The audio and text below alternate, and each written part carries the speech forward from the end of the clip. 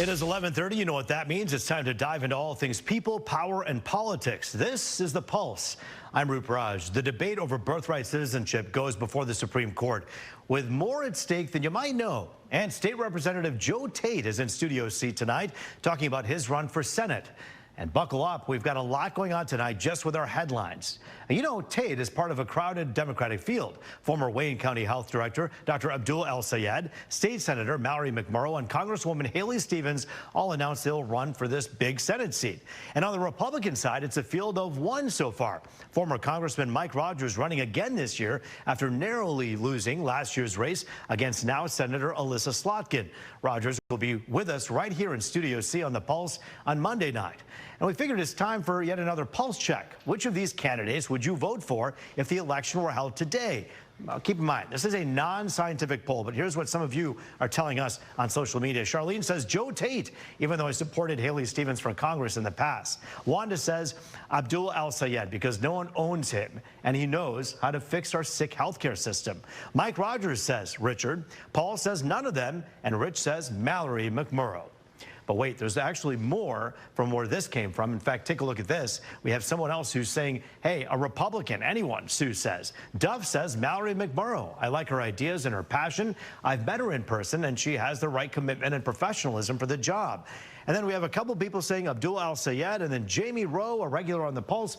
No surprise, a Republican saying Mike Rogers. We're also asking you the question on our website, fox2detroit.com. And if you want to weigh in, just scan the QR code on the right of your screen. And look, we say it all the time. This is just a sampling. It's a pulse check. It's not a scientific poll, but it's pretty tight, according to those who actually chimed in. A battle between Congresswoman Stevens and former Congressman Rogers. Stevens, though, right now on this little poll has a narrow lead. To the Supreme Court now, where a battle over a constitutional right is playing out at this hour. We're talking about birthright citizenship. The Trump administration wants to deny it to anyone born to people in the United States illegally or temporarily. But that goes against a Supreme Court decision from 1898, which essentially says all children born on U.S. soil are citizens. And the narrow exceptions, well, they aren't at issue in this case. And as a reminder, here's what the Constitution says about birthright citizenship, an important thing to keep in mind. This is the 14th Amendment, Section 1. All persons born or naturalized in the United States and subject to the jurisdiction thereof are citizens of the United States and of the state wherein they reside. The big key here, all persons born. Now, the thing that keep in mind, the Supreme Court appears to be leaning towards keeping a block on the Trump administration's restrictions in place. But here's where things get a little tricky, a little complicated, because birthright citizenship isn't all that's at stake. Now, stay with me here for a moment. The court is weighing whether to rein in lower court judges and their use of nationwide injunctions. That is, an order that applies to the whole country, not just the jurisdiction of a particular court. Justice Samuel Alito, part of the court's conservative majority, says the lower courts aren't always getting it right. Take a listen. The practical problem is that there are 680 district court judges, and they are dedicated and they are scholarly, and I'm not impugning their motives in any way, but you know, sometimes they're wrong. One thing the court could do is find a place to replace those nationwide injunctions with what's called a certification of class action. That's basically a lawsuit where people represent a larger group in a similar situation. Those cases could be filed and acted on quickly and could even apply across the country. A decision is expected by the end of June. Well, now to the international front, to the Russia-Ukraine war, where there was supposed to be a high-level talk to try and end the three-year battle. You see, Ukrainian President Vladimir Zelensky was there, but his Russian counterpart Vladimir Putin was a no-show. Few expected Putin to be there, but it did dampen hope of making significant progress in peace talks. It also raises the possibility of harsher international sanctions on Russia. Zelensky said before the meeting it's Russia's last chance to show he's sincere about peace. But President Trump seems hopeful more diplomacy could be on the way. Nothing's going to happen until Putin and I get together, okay?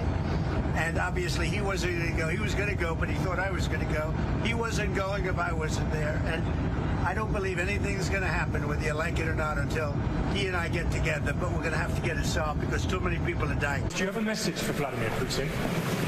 I think this is where the According to the UN, the war has killed tens of thousands of soldiers on both sides, and more than 12,000 Ukrainian civilians are included in that.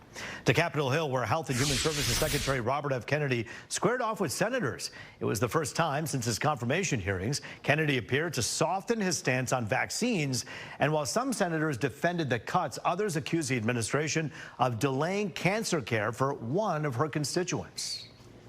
I don't think people should be taking advice, medical advice from me. I compliment Secretary Kennedy and the Trump administration for finally saying enough's enough. We're not going to keep funding frivolous and crazy research. Natalie is sitting there waiting for treatment. I'm offering to help her, but you don't care. You don't care about Natalie. Kennedy later told the committee his staff found the woman is ineligible for treatment in a National Institutes of Health trial. He also said the cuts at HHS haven't impacted key health programs. We're diving back into the race for U.S. Senate next on The Pulse. So much of what's happening in Washington, people here at home say they can help solve the problems. One of those guys, State Representative Joe Tate, on why he's running and his message for you. You're watching The Pulse here on Fox 2.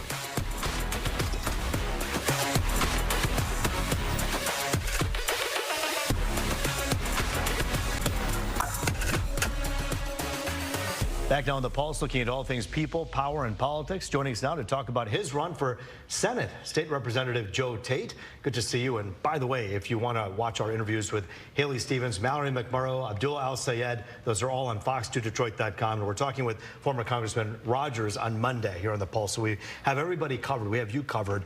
And we thank you so much for joining us here on The Pulse. It's good to see you. Likewise, Roop. Thanks for having me. Let me ask you this. So you just heard the monologue as you were watching that. There is so much going on in our country right now. And here you are coming as a state rep to go try to solve and help fix some of these issues.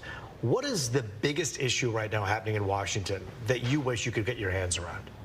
I think there's a crack in the foundation, Roop, and what we're seeing from the Trump administration is just that. So when you have things like worries about health care and Medicaid being cut, or Social Security, whether I've talked to families and they've said, maybe I have to move my in-laws back in with me because they can't pay the rent because there isn't Social Security, or the promise that was made from this country to veterans and lacking benefits. It creates uncertainty. That, along with the tariffs, there's so much uncertainty, and Michiganders need certainty. The American people need certainty, and that's why we need that type of leadership in Washington, D.C. Are you saying you fear that Social Security benefits could be taken away? Other benefits like Medicaid could be affecting people in a way that's more harsh than we're hearing? Absolutely. We're seeing that in the Trump administration and what they're doing. I mean, just today, Roop, when you're looking at the state budget, we had to revise our revenue insourcing down by $1 billion. And a large part of that had to do with the tariffs in terms of what the Trump administration wants to do with that.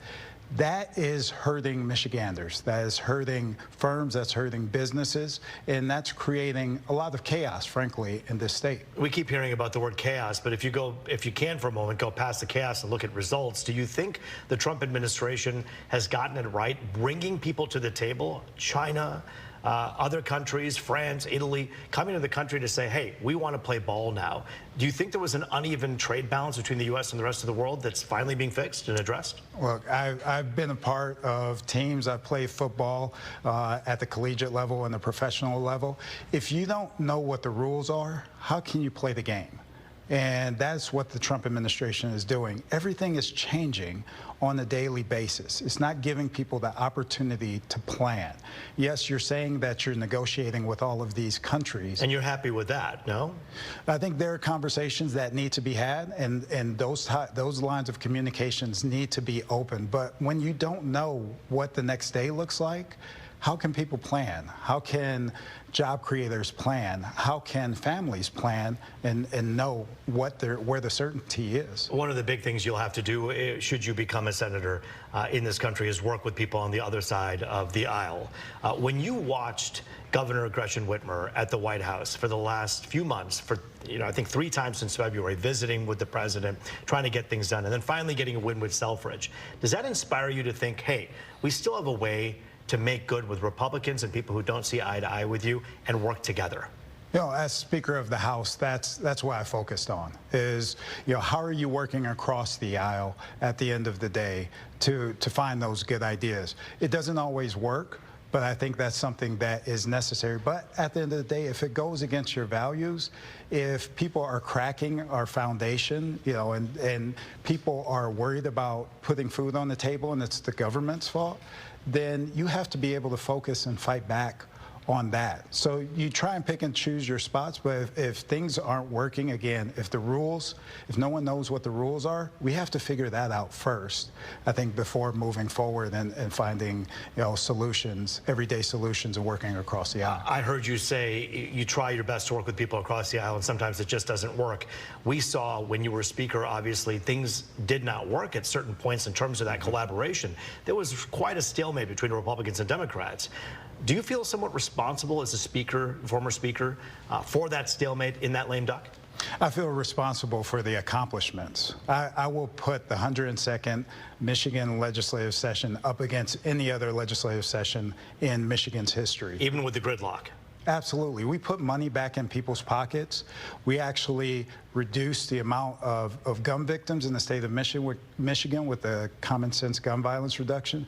We provided breakfast and lunch for school children and also provided extra funding for kids in high poverty areas as well too in the school aid budget. I will put those accomplishments up against any other session, any other speaker in Michigan's history. I want to ask you about representation and why you think it matters. Obviously, when you have lawmakers running and representing pieces and parts of our country, and then you go to Washington and you sometimes don't see the full complexion of what your hometown looks like. Do you think it's important bringing with you your background as an African-American to the table? Talk about what that contributes and how that helps everybody. Absolutely. I mean, my grandparents moved here during the Great Migration because they had no fair shot in Alabama at the time. And promises were made here and allowed them to be successful. So representation matters at the end of the day. Who your elected official matters. And being a black man from Detroit, that matters, but also my story is a familiar Michigan story too, like playing football just down the road in high school and in college, and also serving my country. That cuts across a variety of groups as well too across the state of Michigan. What's the biggest lesson that you learned from being the speaker that you think you can bring into the Senate in Washington? I think working with others. There are principles that I took away from the football field and the battlefield to get things done. And being speaker, you have to pull together votes. In the Michigan State House, it's 56 votes to get things done, and that's what I did. What do you think about the competition when you take a look at the other people who are running right now? I've been across the state of Michigan, and again, my story is a familiar story, focusing on how are you just delivering.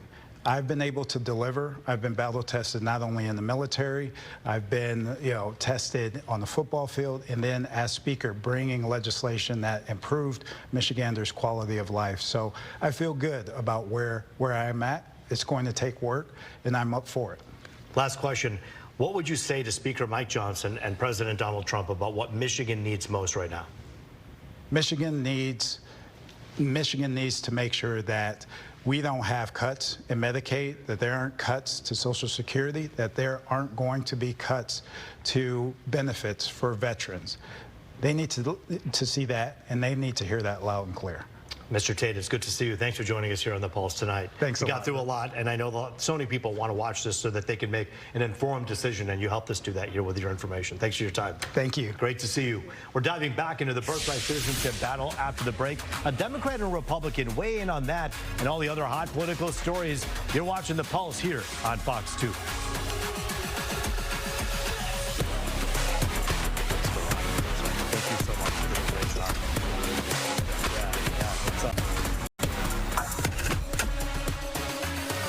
It is People, Power, and Politics. Welcome back to Detroit's only nightly political talk show. Here to talk about the birthright citizenship battle, the possible Medicaid cuts, and more. In studio, former Democratic State Representative and commentator Sherry Gay Degnago, and live in D.C., conservative columnist Brandon Bryce. It is so good to see you both. Thanks for joining us here on The Pulse. Always great to be here.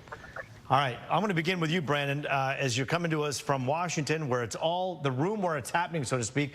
the place where it's all happening. You and I saw each other at the inauguration of President Trump. You were very hopeful about the things and the days that would come and the months that would come from this president.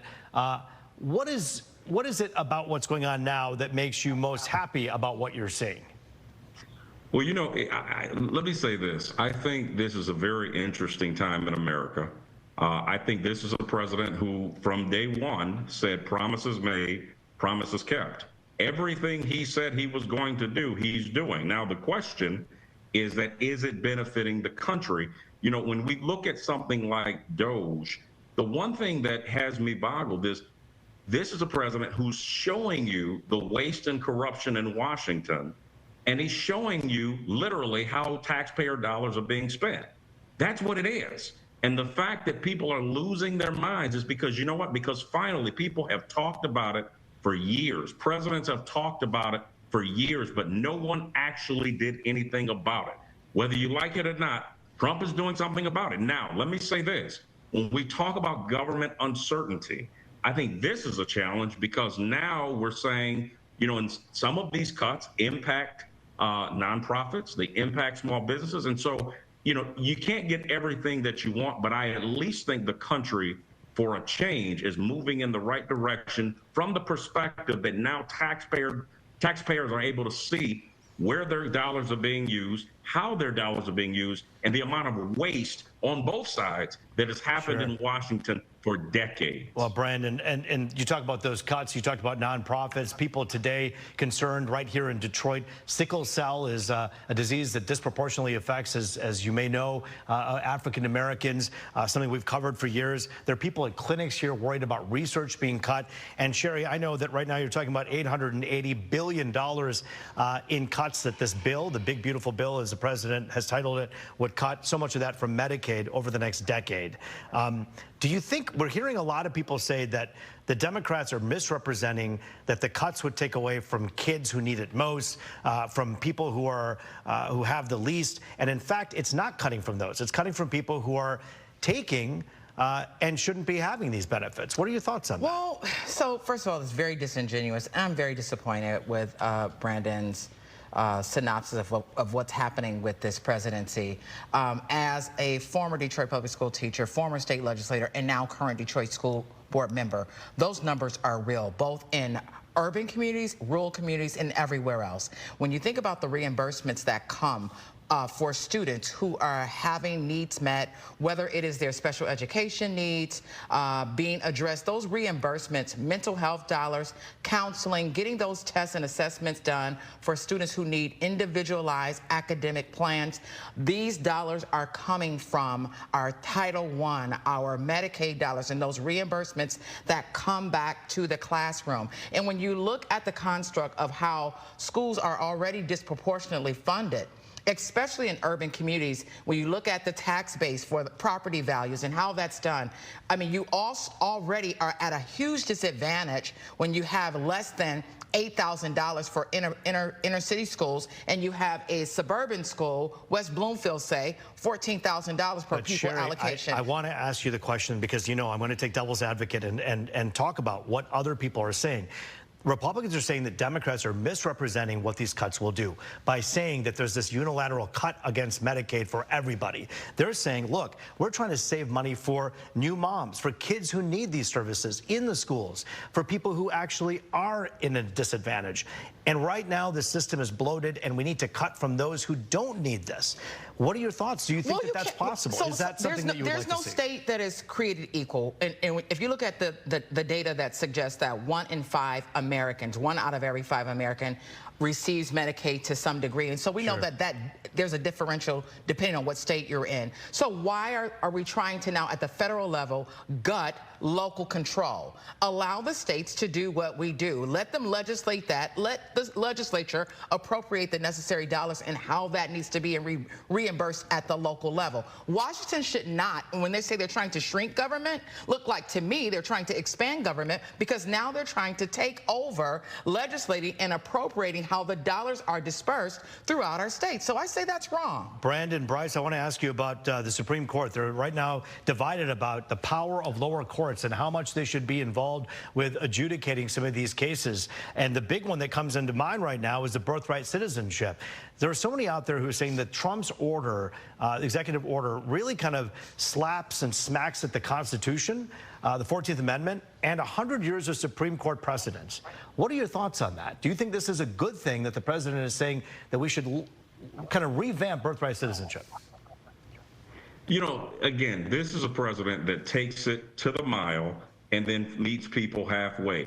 I think one of the things is, first of all, the Supreme Court, we've got a conservative Supreme Court, and so I think the Supreme Court is at least on the president's side in terms of the numbers. But I think the challenge, you know, when you look at Chief Justice, can't think of his name right now, but the Chief Justice has always been a independent-minded individual. We saw this on the abortion issue. We saw this on so many other rulings. And so I think there's an assumption that this court, even though it's a conservative court, is going to always rule in the president's favor. I don't think we're going to see that even with this birthright movement. But what I will say, what's interesting about Donald Trump is, again, I go back to this whole concept, and I want to say something that earlier Sherry mentioned earlier. It's all political theater. Democrats have always talked about the money this, the money that. It's not a money issue. It's an allocation of how you spend it. And the reality is, for the first time in a long time, this president, whether you like him or not, is saying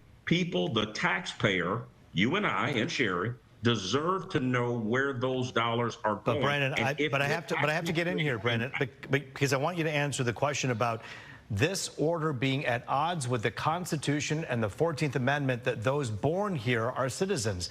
Should the president be challenging that with an executive order? Yes or no? The president can do what Donald Trump wants to do. The No, he question is, the court cannot. needs to rule in his favor. Are the courts going to rule in his favor? The president is going to push it as the president does. Sherry, we have 40 He's seconds pushing left. 151 executive orders that are being challenged across the nation. And so far, based on the deliberations that have taken place today, even his appointment sees some problem with what this president is doing. He cannot continue to do this by pushing forth these executive orders. Not this one, not the police reform executive order, not any of them. It's wrong for him to continue moving in this manner. Sherry Gade-Agnago, Brandon Bryce, we appreciate both of your evenings that you've spent with us here tonight to share a little bit of your time with us. We'll be talking to both of you very soon. We want to have you both back on. Thank you for your time. And that is the Pulse for tonight. We are out of time. We thank you so much for joining us. I'm Rup Raj. As always, we appreciate you, and we'll see you later on. Have a good night.